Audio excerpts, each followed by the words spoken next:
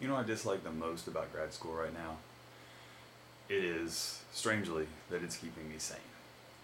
That it's really hard to describe this idea because it's a little crazy, and we generally don't want to go crazy. But think about this. Think about this, just for a moment. There's this story about this guy whose name I forget. If I post this in a blog, I'll put his name afterwards.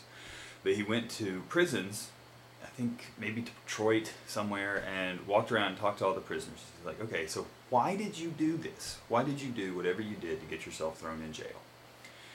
And one of the guys he stopped and talked to said, look, if you go around and you ask these guys where they're from 3 neighborhoods in this city.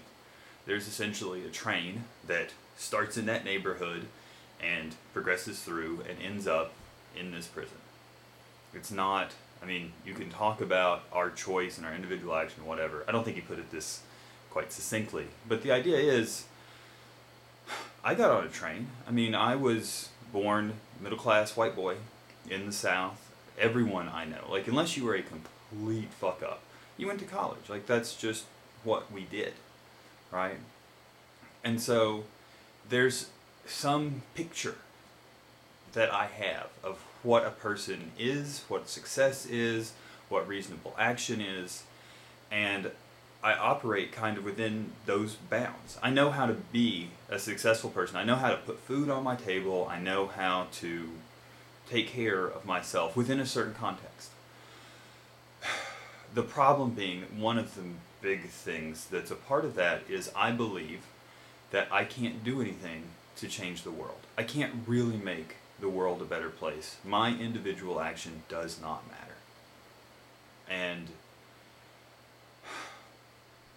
in order to change my perspective, to really change my perspective so that my actions are in line with a belief that I can make a difference and that I do fucking matter,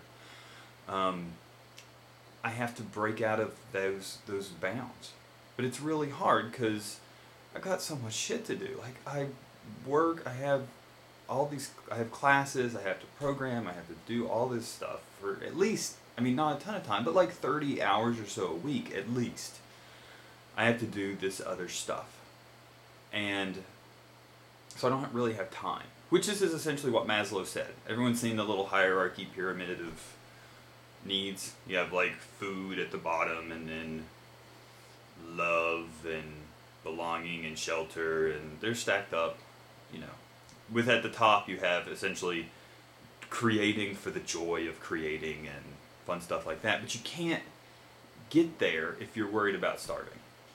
And this is how the brain works.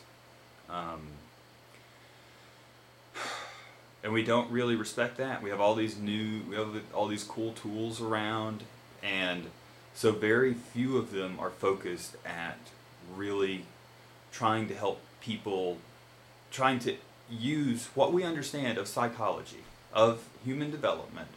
So very few of these tools are aimed at really helping people to enjoy their lives more.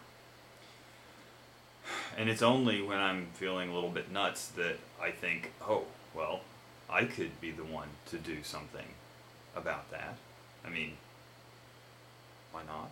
Right? I have the background. I know some psychology and some religion and I'm a fucking computer science major. Like, we have the ability. So, why not do something? Maybe again, I can go nuts. You can try.